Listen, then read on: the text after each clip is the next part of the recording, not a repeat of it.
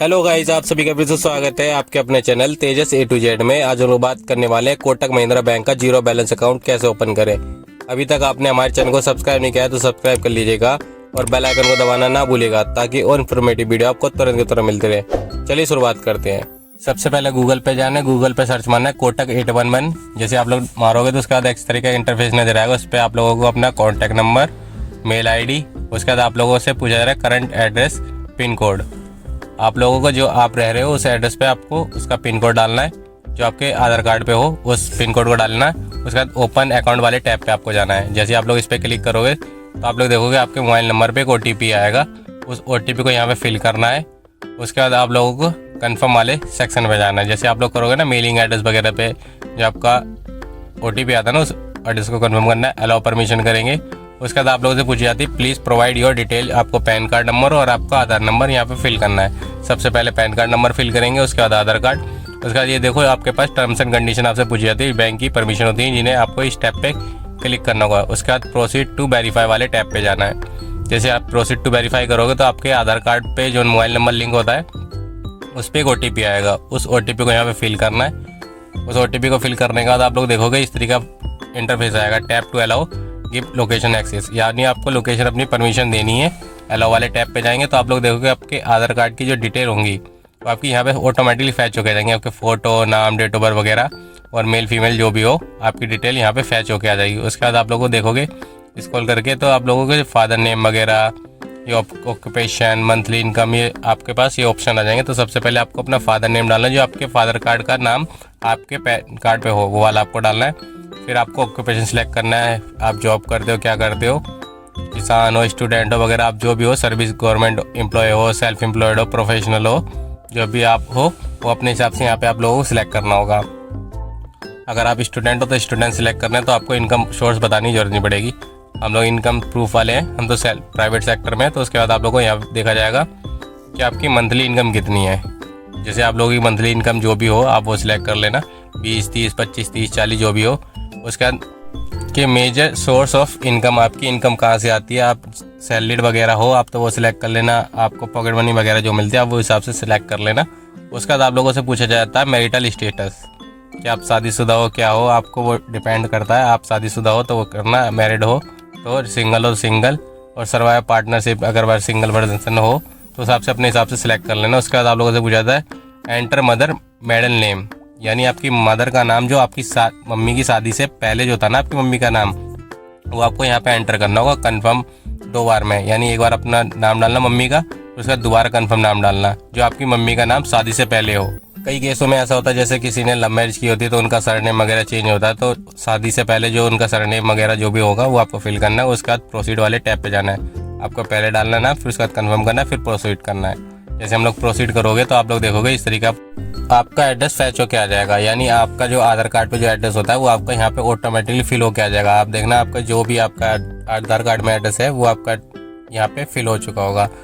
एक चीज़ और गाइज यहाँ पे ध्यान रखना, जैसे अगर बाई चांस आप इस एड्रेस पे रह रहे हो तो आप इसी एड्रेस को कंफर्म कर देना। नहीं, अगर नहीं रह रहे हो तो आप दूसरा ऐड फैच करके करंट एड्रेस में आप चेंज कर सकते हो। ये जो नीचे वाला ऑप्शन है फैच वाला, इसमें आप जाके उसमें करंट एड्रेस आप चेंज कर सकते हो। या फिर आप लोग एक और ऑप्शन होता है आपके पास, जैसे आप कम्युनिकेशन जॉब वगैरह करते हो तो अपना कम्युनिकेशन एड्रेस आप वो डाल सकते हो, जो ऑफिस वगैरह का है आप वो फिल कर सकते हो। यहाँ पे आप जाके अपना ऑफिस एड्रेस वगैरह फिल कर सकते हो, जो भी लैंडमार्क वगैरह है, जो कि आपको वेलकम किट वगैरह आपकी आ जाए।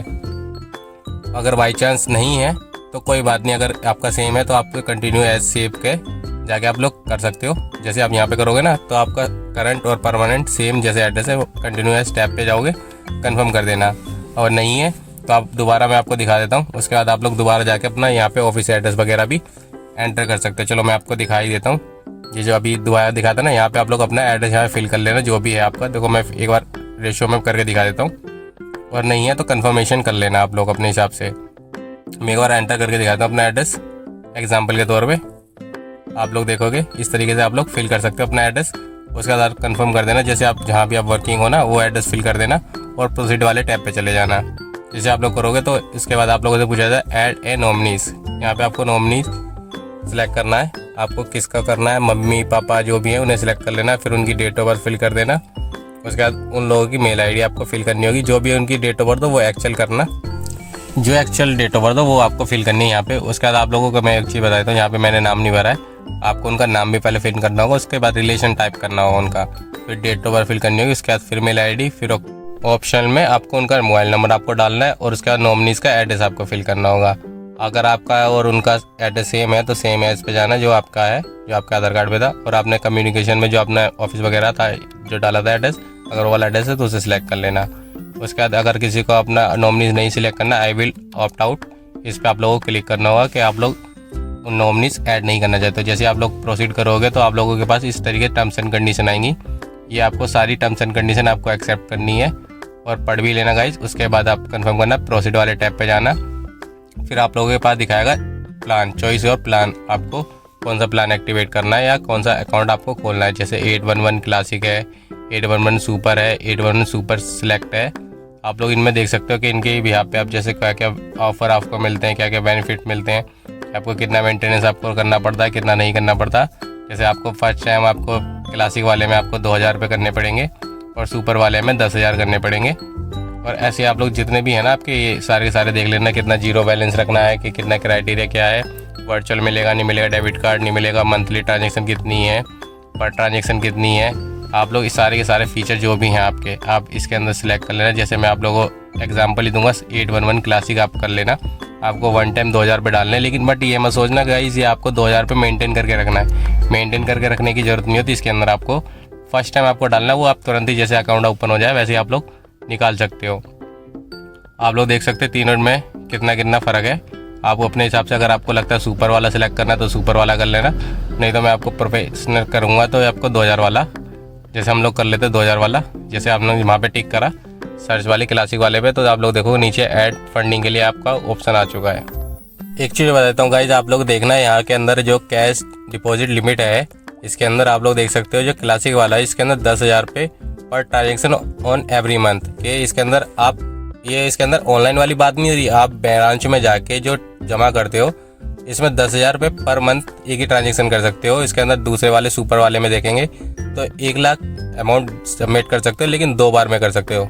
और ATM से विड्रॉल की आप देख ले सकते हो 25,000 रुपये और 1 लाख रुपये आप पर डे की लिमिट होती है। उसके बाद आप लोग देखोगे क्लासिक वाले में ATM चार्जेस ले रहा है 399 फर्स्ट टाइम जो लगते हैं साल की। उसका सुपर वाले में 0 नहीं ले, लेकिन इसके अंदर एक टर्म्स एंड कंडीशन है कि ये आपसे क्या कहते हैं सुपर्स के जो होता है, ये आप इसका अकाउंट खोलते हैं तो इसमें एक पॉलिसी होती है जिसमें 399 ही वही डेबिट कार्ड के थ्रू ही आपका अमाउंट सेम लग जाता है।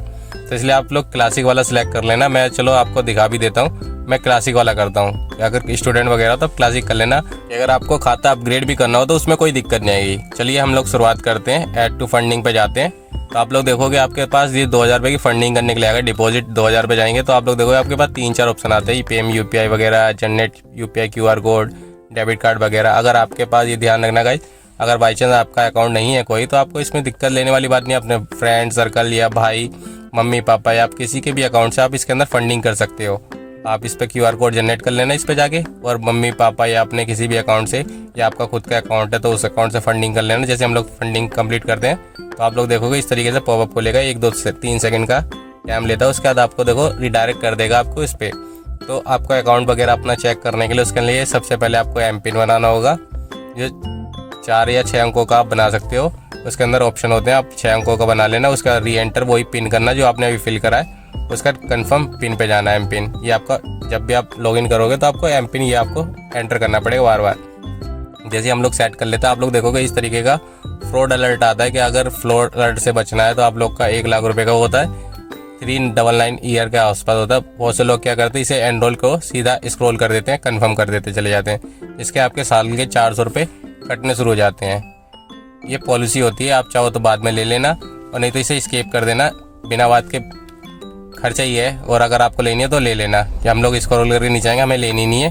कंटिन्यू विदाउट प्रोटेक्शन हम लोग जैसे ही करेंगे तो आपको 811 अकाउंट इज़ नाउ रेडी। तो आप लोग देख सकते हो हमारा अकाउंट ओपन हो चुका है। और ये आपका देखो CR नंबर वगैरह, आपका अकाउंट नंबर, आपका IFSC कोड वगैरह, UPI ID वगैरह भी हमारी जनरेट हो चुकी है। फंडिंग में आप देख लो 2000 रुपये हमारी इसके अंदर आ चुकी है। आप इस अकाउंट को अभी भी यूज़ कर सकते हो, लेकिन मैं आपको गाइज यही बोलूँगा कि आप इसकी वीडियो KYC करके ही कंप्लीट, उसके बाद ही यूज़ करना। आपको क्या कहते हैं, ये 6 महीने तक का टाइम पीरियड देता है कि अगर आप इसे चाहो तो वैसे यूज़ कर सकते हो। 6 महीने तक आपका KYC आप कभी भी कर सकते हो, या ब्रांच जाके भी कर सकते हो, या वीडियो KYC कंप्लीट करके आप ऐसे यूज़ कर लो। और नहीं भी अगर KYC करते तो भी आपका अकाउंट एक्टिव रहता है बड़े 6 महीने के लिए, उसके बाद आपका ये क्लोज़ हो जाता है अकाउंट अगर KYC नहीं करते हो तो। मैं तो आपको यही बोलूँगा कि आप इसकी KYC करके ही आप अकाउंट यूज़ करना, तो आपको फंडिंग वगैरह आपका फ्रीज वगैरह अकाउंट नहीं होगा। जैसे स्क्रॉल करके आओगे तो आप लोग खुद देख सकते हैं ट्रांजेक्शन वैलिडिटी इन 180 डेज, यानी 180 दिन तक ये आपका अकाउंट एक्टिव रह सकता है, उसके बाद आपका ये अकाउंट बंद हो जाएगा।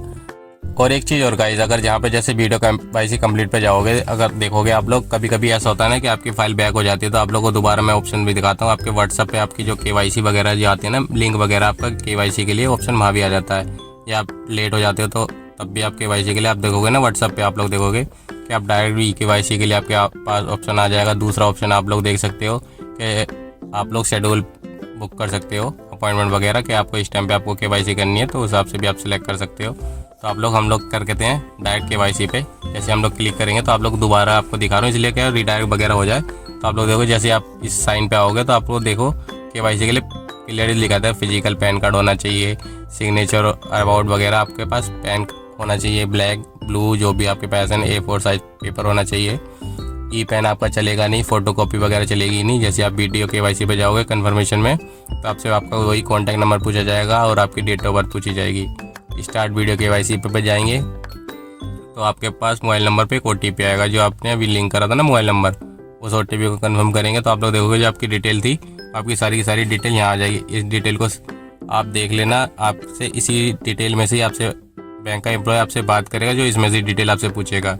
सारी टर्म्स एंड कंडीशन प्रोसीड करनी है, कंफर्मेशन करनी है सारी कंटिन्यू विथ 811 जो आपने सेलेक्ट करा था वही अकाउंट कंफर्मेशन में दोबारा आपको करना होगा, कंटिन्यू विथ, फिर अलाउ परमिशन करनी होगी, आपको लोकेशन वगैरह आपको देनी होगी स्पीकर वगैरह की आपको। उसके बाद अपना ATM सेलेक्ट कर लेना।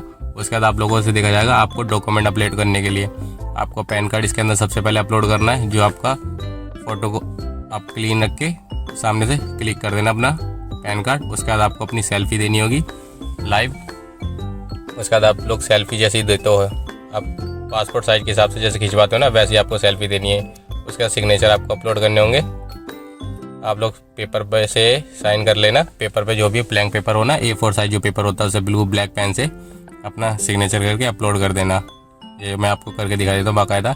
जैसे हम लोग स्कैन करके अपलोड करेंगे, सबमिशन पे जाएंगे तो हमारे जो सिग्नेचर हैं वो अपलोड हो जाएंगे, आप लोग देख सकते हो। उसके बाद रिडायरेक्ट करेगा आपको वीडियो KYC के प्रोसेस पे। यहाँ पे आपसे बैंक का एम्प्लॉय आपसे बात करेगा। जब भी आप अपनी ये डिटेल वगैरह हो ना, इसके अंदर से ही आपका एम्प्लॉय जो होगा ना, बैंक का एम्प्लॉय, वो आपसे बात करेगा। मैं आप लोगों को जैसे आप लोग देखोगे, जैसे अलाउ परमिशन करेंगे, माइक की आपको परमिशन देनी है, कैमरे की परमिशन आपको देनी है, लोकेशन अलाउ परमिशन देनी है, आपको नेट वेरीफाई होना चाहिए। जैसे आप लोग करोगे तो आप लोगों से बैंक का एम्प्लॉय आपके सामने आएगा, वीडियो KYC पे आपसे बात, जैसे आपका स्टेट पूछ सकता है, आपका नाम पूछेगा और आपसे क्या कहते हैं सोर्स ऑफ इनकम, आपने तनख्वाह कितनी डाली थी वगैरह आपसे ऑप्शन कर सकता है बात यानी। उसके बाद आप लोगों से पैन कार्ड पूछेगा, अपना पैन कार्ड लाइव भी आपको दिखाना पड़ेगा। उसके बाद लाइव आपको साइन भी करके दिखाने होंगे उसने। जैसे ही आपकी वीडियो KYC कंप्लीट होगी तो आप लोग उसके बाद आप लोग देखोगे your video KYC is under review. आपके 5 से 10 मिनट के अंदर आपकी वीडियो KYC कंप्लीट हो जाती है। जैसे ये आपका अंडर रिव्यू आ जाए तो 5 से 7 मिनट में आपका अकाउंट एक्टिव भी हो जाता है, आपके पास मैसेज आ जाएगा। आप चाहो तो यहाँ से जैसे download your Kotak 811 mobile app, यहाँ से आप डाउनलोड कर सकते हो, या प्ले स्टोर पर जाके आप लोग डाउनलोड कर सकते हो। जैसे आप लोग डाउनलोड करोगे, जो आपका CR नंबर था वो आपको एंटर करना होगा, जो आपने MPIN बनाया था वो आपको MPIN एंटर करना है। जैसे आप लोग करोगे तो आपका अकाउंट एक्टिवेट हो जाएगा, आप उससे ऑनलाइन पैसे ट्रांसफ़र करो या आप यूज़ कर सकते हो। देखा गाइस, आप इस तरीके से अपना घर बैठे कोटक 811 में जीरो बैलेंस अकाउंट खोल सकते हो बिना बैंक विजिट करे। तो वीडियो अच्छी लगे तो लाइक शेयर कमेंट करना मत भूलिएगा, चैनल पर नए हो तो सब्सक्राइब करना मत भूलिएगा। थैंक यू फॉर वॉचिंग, मिलते हैं नेक्स्ट वीडियो में।